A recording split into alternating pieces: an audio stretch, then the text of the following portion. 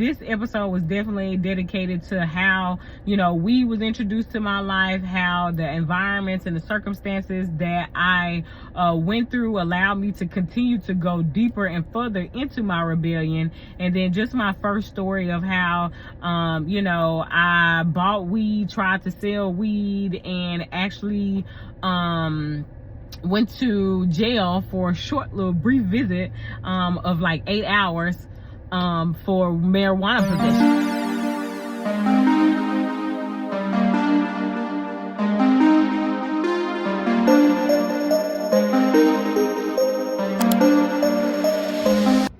Hey guys, welcome back for another video.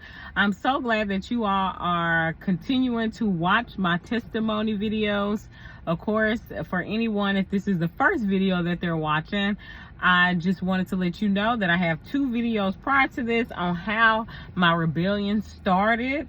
I wouldn't even say against God, but just how my rebellion in life started, and how, you know, I'm now walking everyone through how my rebellion ultimately ended in me having a relationship with Jesus Christ. But I thank y'all for watching. If you can do me a favor, hit the like button. Of course, subscribe so you can see more of my faith-based content, because I got a lot coming, you guys, you know, and just continuing to air my life out, you know, for the glory of Jesus Christ. I do want to say that this is not for me. This is not you know, something that I just want to do to be seen. Like, this is literally the call that God has had on my life. He didn't have me to go through all these tribulations and trials for no reason. And then just even having a confirming conversation this morning with one of my coworkers, just saying how when you go through things in life, it is not for you. It's for, yeah, pretty much it's not for you. It's for you to go through those situations to help somebody else. So I'm doing what God told me to do, y'all.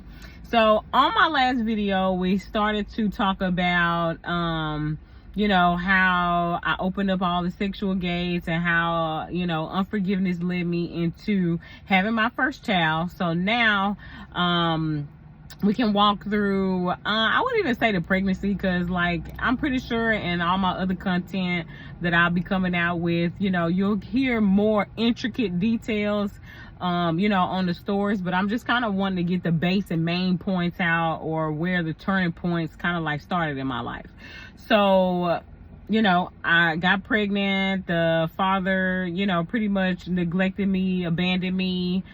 And now I am stuck raising a child by myself. So, one of the vague memories that I can remember is even just having a child and having the feeling of being at the hospital, just had my first child. And of course my family is there, my best friends show up or whatever, but I just remember like that second day after I had the baby, and you know, like literally texting him and letting him know that I had the baby and not getting any type of response, no anything. Like I literally just cried, because the reality set in that, yo, you are raising a new baby, you are going into a new realm by yourself. And y'all, that was very heartbreaking, very heart-wrenching. I'm honestly surprised that I haven't even been crying telling none of my stories, but I know that that's just the spirit of the Lord on me, giving me the strength to be able to get my testimony out, so it can be clear to you all, and not just me just with, you know, bawling and doing all that. So again, that was neglect. So, you know, now having the still even having the more, how can I say it, having more of a spirit of neglect, abandonment, you know, that stemmed from my childhood. So that didn't help. But pretty much, you know, I kind of bounced back. I was adjusting to motherhood and things like that. So I just want to kind of fast forward. So of course, you know, fast forward, I had the baby. While I was pregnant, I was in college. Like I actually had just started college right before I found out I was pregnant. So long story short, you know, just going through the ups and downs and the woes. So I started in August fall semester and end up having a baby like right after the spring semester. Now mind y'all, like my mind is on having a baby and being able to take care of a baby. So I even remember working at a call center. So it was like I was going to school and then working at a call center or whatever. And like I really wasn't excelling in my classes because my mind, I'm just being honest, like my mind was on literally bringing a soul into this world to take care of. So like I didn't do well my first semester, and also because I was sick, throwing up, and you know, all the classic pregnancy things and dealing with tiredness and just all the weirdness that comes with pregnancy. So I end up you know, getting on financial probation, you know, after my first semester of college. And then, you know, it really didn't get any better by the end of my pregnancy, because now I'm big, now I'm tired, and like it just, I end up getting on financial, what do you call it, where they suspend your financial aid or whatever. So I end up getting suspended from financial aid or whatever, but I wasn't tripping because I'm like, my child is here and now let's just go into the workforce like everybody else. So I end up going into the workforce or whatever. And at this time I was staying with mom. I didn't have my own place. So, you know, the spirit of promiscuity was still there. You know, I think I may have learned my lesson a little bit, but y'all, I'm one of the people that I had to get burnt up by the fire to learn my lesson, okay? So even after I had my child, maybe like I probably waited like 5 or 6 months, and then I started talking to other people, and you know, even some of my old flings end up coming back or whatever. So then, you know, I did start to get sexually active again. And you know, just that struggle of me trying to be an adult in my mom's house at the age of 18, long story short, it didn't work out. So she ended up trying to get me into my own place, and the place that I actually got into, it was like some subsidized apartments, or how can I say it, like Section 8 apartments, or based off your income apartments. And this was in Little Rock. And y'all, when I tell you, like I was excited about it, okay? Like I stayed in the East End. If anybody in Little Rock is watching this video, like I stayed in the East End. And when I say that's the ghetto of the ghetto, that's the ghetto of the ghetto. Like you go into your apartment, like that was even just a culture shock to me alone, okay? So when I moved out, like where I was dropped was, what I wouldn't say I was dropped, it was my, you know, circumstances that led me to me getting my own place. But y'all, when I say that apartment complex, like it's meant for some people to fail. I would just say it like that, okay? Like I remember specifically trying to, like, let's say you come home from work and I'm trying to go into my house. When I say it would be so many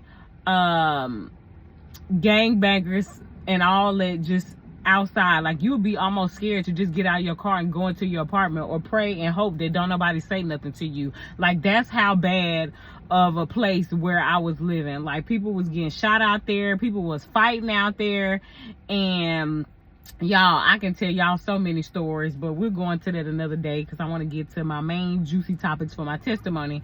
But long story short, I ended up moving into my own place, so that was cool, you know. Going through the woes of life. I'm still working at this time, so of course, like I was able to fend for myself, provide for myself or whatever, so that wasn't like a super big issue. But this is where I started to create like a healthy unhealthy attachment to like one of my old flings from high school. Now mind you, when I was in high school, he was already out of high school. So with me you know, being in high school or whatever, you know, like I still, you know, entertain certain people or whatever. So I literally started to entertain him, and I would just say it like this: because I had low self-esteem at that time, I really entertained people that literally did not even want me.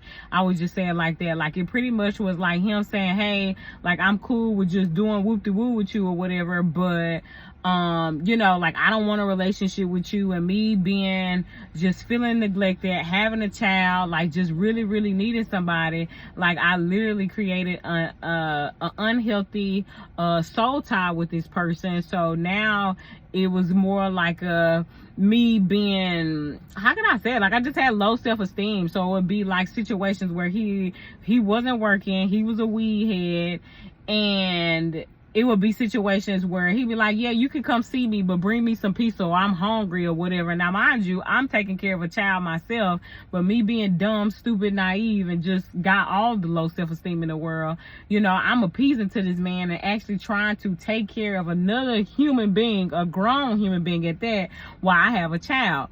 So, y'all, it was just crazy. But I also, on this video, I definitely wanted to just introduce how we got introduced into my life. So, of course, with me coming home from the hospital, having a baby, I just remember the feeling of, I don't know, I think it was just me being idle with my time. And then also, this is where my ear gates were open. So when we graduated high school, for the millennials out there, this is when Wiz Khalifa came out hot and heavy on the scene. And y'all know Wiz Khalifa is heavy on smoking weed. So continuing to listen to that, like me and my sister, we would literally listen to the whole Cushion OJ album and any other album that he came out after that. Like, real true Wiz Khalifa fans know what I'm talking about. But we listened to that, so just listening to that. And I would say that I smoked weed a couple of times in high school, but it wasn't one of those like habitual habit things. It was just like, okay, if I was somewhere with my best friend or somewhere where somebody was smoking weed, I'd hit it or whatever. But it was never a situation where in high school or before I had the baby where I would actually go and buy my own weed. But of course, now that I'm in my own place, in my own apartment, like, I can do whatever I want to do. I can drink, I can do whatever I want to do. So, and I think it was also because of the simple fact that I was not 21 yet. So at this time, I'm maybe like 18, 19, maybe 20, around this realm or whatever. Because I had the baby at 18. So, 19, 20. So this is before I could even like legally drink alcohol or purchase it or whatever. So weed was my thing. I could always go and purchase weed. So like, having a boyfriend, well, because I would say this, so the unhealthy soul attachment, like, we wasn't dating at first, but it was kind of like I kind of how can I say it? I kind of like convinced him to be in a relationship with me. So of course, like, after convincing him to be in a relationship with me, you be around people, hang around certain people. Now he's spending a lot of time in my house, end up moving in, and just him smoking daily, that made me smoke daily or whatever. And just not really seeing how idolizing a man brought all the other idols that he was worshiping into my soul and into my life. So for me to date somebody that didn't know God at all, that wasn't even a conversation or a topic that we even talked about. And I'm just being 100% real. Like, he was just more like a street dude or whatever. And he, how can I say it? Like, cause he was unemployed. I don't even know how to say that. Like, he was literally unemployed. If it wasn't him getting money from me, he would try to get money from me, and he would try to sell weed himself or go sell or do whatever. And it really was just, to me, I think, just to get money for him to go do whatever he wanted to do or whatever.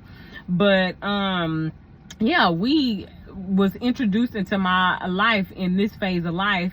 And it started to become like a coping mechanism. So if anything, even dealing with him and our ups and downs, like it literally became like a coping mechanism, for all my ups and downs. And, that's when I started to grow a unhealthy relationship with that as well, but not even realizing it at this time. I didn't realize it until I'm like at least a good strong 7-8 years into smoking weed. Okay, so weed became part of my daily life or whatever.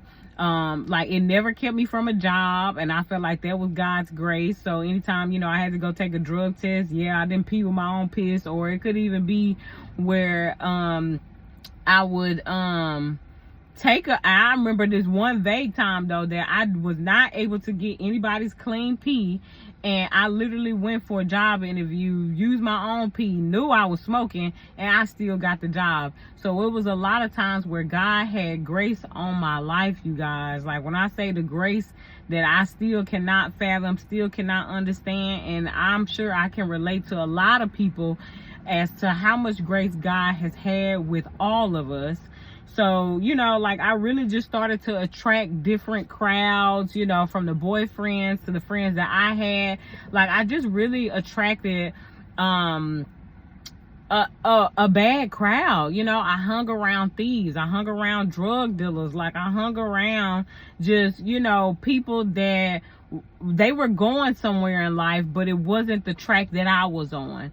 And it's so weird because even when I hung out with these people, they could always tell that I was different or I didn't belong, and I never really understood it. And I guess because of my background and my upbringing, coming from a wholesome household, because my story is not necessarily how I had a bad mom or dad and they, you know, didn't work and put me in all these kind of crazy environments. It was me taking myself into those environments. Like my mom is a strict woman. She didn't go for all that blah blah. She ain't go for none of that. Like I wasn't going to, like, I went to parties, but I wasn't going to like any extreme parties or asking for crazy things. Like when I say I had a really guarded type of childhood, I really did. Like I enjoyed my childhood. It has its up and downs or whatever from what the world bought in, but as far as like my mom raising me, she raised me right. Like she did all that she could do as a woman, so she never did anything to hurt or harm me, because I was pretty much raised by a single mom. So, you know, just for me to kind of go into these environments, I was always curious as to, okay, well, my mom lived the right life. She was in church all the time. We were church kids pretty much.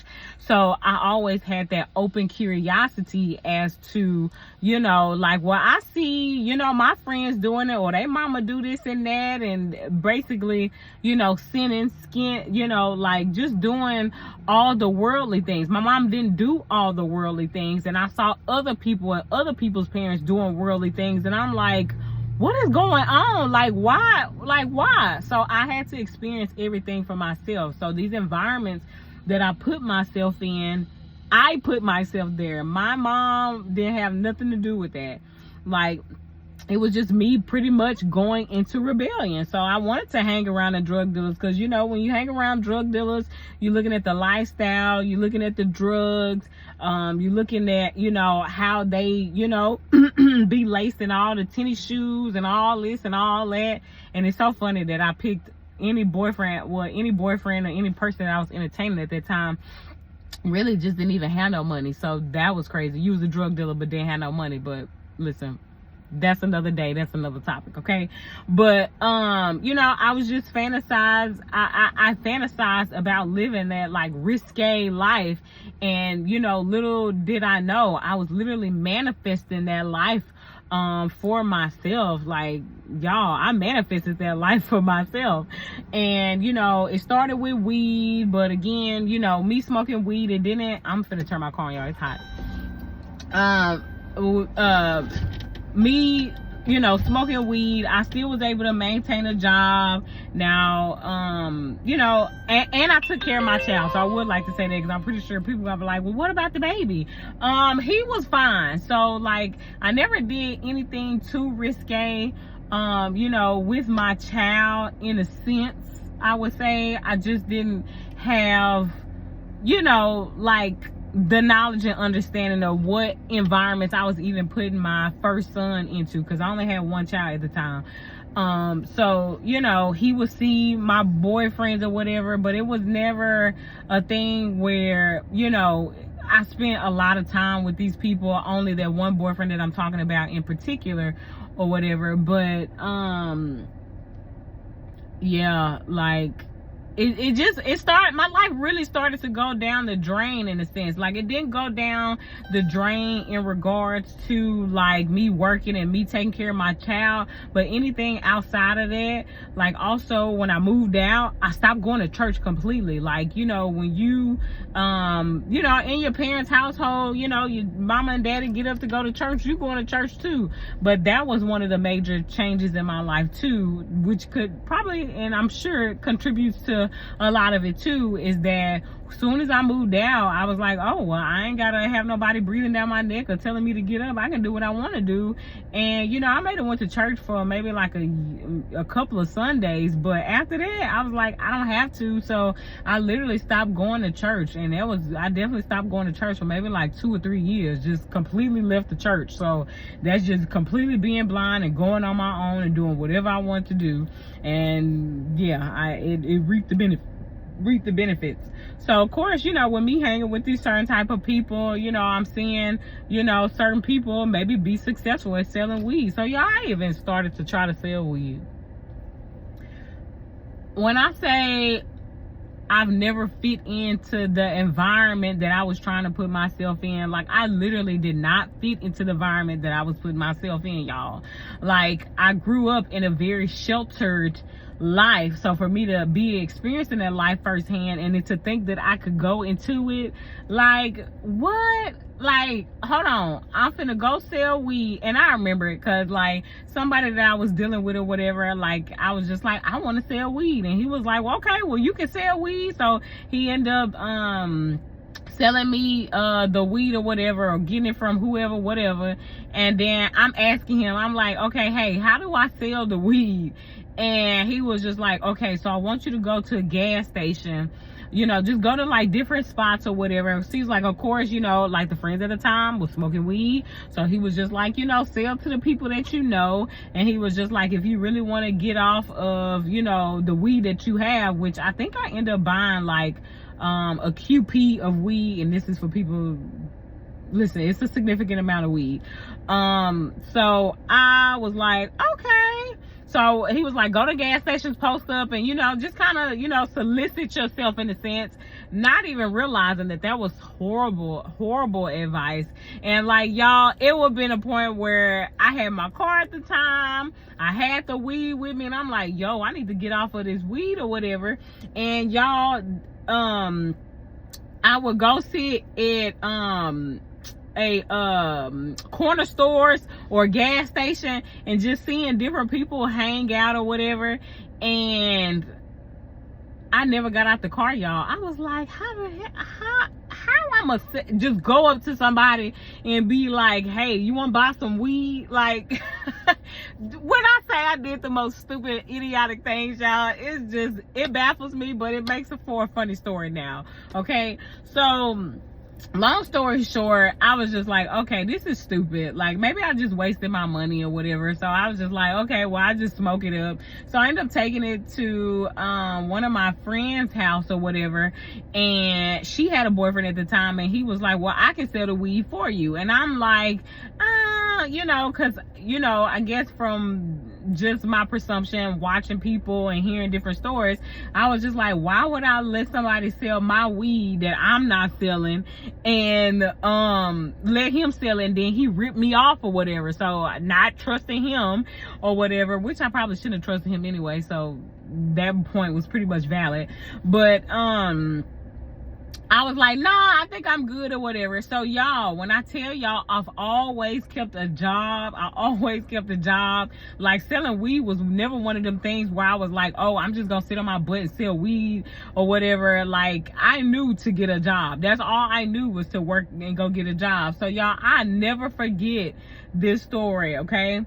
Like, I had came from over my friend's house or whatever, because we would smoke or whatever and just chill out. And at this time, I think I was in between jobs or or whatever. Now, remind y'all, the grace that God had on my life for me to literally leave a job or get fired from a job and literally get a job within a week or two. So I never felt it, as far as, I may have felt it financially a little bit, but it never became a point to where I even had to tell my mom about these things, of course, because I was on my own and grown and doing what I wanted to do. So it was always a certain type of grace that God had on my life for me to keep a job, keep a roof over my head. Like, I wasn't like stupid, and I mean, yes, I was stupid, let me not say that, but I just was naive, okay? But I was leaving her house or whatever, and the car that I had at the time was like a Firebird. So anytime you have like a Pontiac Firebird, like if you open up the door to the Firebird, you can see what's in the back seat. So y'all, long story short, I had just bought this Pontiac Firebird, and I think this was my second car or whatever. And you know, I'm like, oh yeah, like I wish I had that car now. But you know, listen, I done had so many cars too. I need to make a video just about how many cars I done had, okay? But I just had bought that car, and I think I had it for maybe like 2 weeks, and it had paper tags on it. Now the paper tags was kind of like flying up or whatever. I didn't know it though. So as I'm leaving her house, you know, I end up getting stopped by a cop, and I'm like, okay, what is he stopping me for? Now it didn't dawn on me that it was literally a big bag of weed behind my passenger seat. So he pulls me over, and he was like, hey, I'm pulling you over because you know, your tags are not like pinned down or whatever, so they flopping up, so I can't really see them or whatever. And he was just like, you know, give me your insurance, all that. I had the insurance and all that, and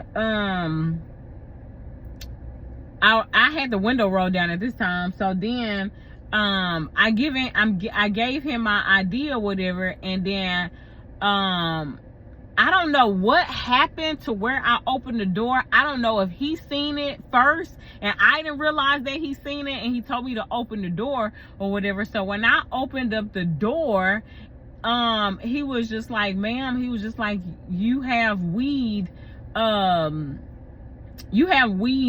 like, on the floor. And I'm like, I said, oh my goodness, you know, I'm like, oh, I said, my boyfriend, I said, he must have left that in my car. Y'all, when I say it was a QP, it was a sizable amount of weed. So it wasn't no like dime bag or nothing, you know, like he was a sizable, probably like a Ziploc bag type of weed that I had. So remind y'all, I'm dressed for this interview though. So I'm, you know, and this is God's grace just washing over me, and me not even realizing it, okay? So I was just like, well, I was on my way to an interview. Now remind y'all, I'm dressed nice to go to an interview, the classic black and white top or whatever, slacks, like I'm looking like I'm going to work, not like I'm selling weed. So I tell him, I'm like, okay, well, I said, oh my goodness, I said, I know my boyfriend had used my car, and I said, I'm just going to an interview, so I didn't know that he left it in my car or whatever. And the man pretty much, you know, took the bag of weed out of the car, and he was like, okay, ma'am, well, you know, while I understand that this is your boyfriend's weed or whatever, and I really do believe you or whatever, he was just like, we still gonna have to, you know, like take you in and process you, you know, for possession of marijuana, because I know now, you know, marijuana, you know, I guess if you get caught with some, maybe not a QP like I did, but if you get caught with some, you may just get a citation. But at that time it was a big serious thing, which I think it kind of still is if you get caught with a QP. But yeah, I went to jail for the first time. Now, mind y'all, again, the grace that God had on my life. Now, with me getting caught with that amount of weed, I remember getting booked in. I remember getting processed, the fingerprints and all that. And, you know, the man is like, okay, who is your boyfriend? And he was like, I know you don't want to give him up, but it was kind of like one of those things where, you know, I guess if I gave him the information or whatever, that, I don't know if it made it less for me to be there or whatever. I don't know. So I just ended up giving him, you know, well, I actually ended up giving him the dude that I got the weed from name. I ain't even gonna lie to y'all. I was like, listen, give me, I ain't trying to be up in there. So long story short, like, I end up being in jail for maybe about like 4 or 5 hours. So just literally sitting in the holding cell, whatever, not knowing what the heck finna happen. And, you know, at that time, like, I called my best friend and I told her, hey, I'm getting arrested or whatever. I need you to come get my car. And, you know, just make sure you take my car and you pick my Nolan up or whatever. And I call the daycare or call whoever that's on my authorized list to pick my son up or whatever. So that goes through smoothly. You know, my car didn't get impounded. My best friend came and got my car or whatever, and my child was more so like taken care of at that time or whatever. So that was fine. But I only stayed there maybe for like 5 or 6 hours. So when it was like maybe 10 in the daytime or whatever, and by the time I got out, it may have been like 7 or 8 o'clock or whatever. So I OR'd out or whatever, and it was just a big, well, I ain't even gonna say it was a big thing. I was just like, oh Lord. I was like, ooh, I hope that don't stop me from doing nothing. But I don't know, like, I guess it was just so much happening, so much just, I don't know, it was just so much to where, like, I really didn't even process what had just had happened or whatever. It was just being scared, knowing I was in a situation, and just glad that I was out of it or whatever. So of course, you know, like, I can't remember, I don't think I had any fines or anything like that. It literally was just, of course, they took the weed, so there goes the money that I thought I was gonna make. And I now have a possession of marijuana on my record. So I'm just like, okay, well, I mean, I guess if I could still work and whatever else, like, didn't even dawn on me, y'all. But long story short, like, I just wanted to introduce just different stories of my life. But today I wanted to break down, you know, the transition from me having a child to now having my own place, and then me continuing to make wrong decisions.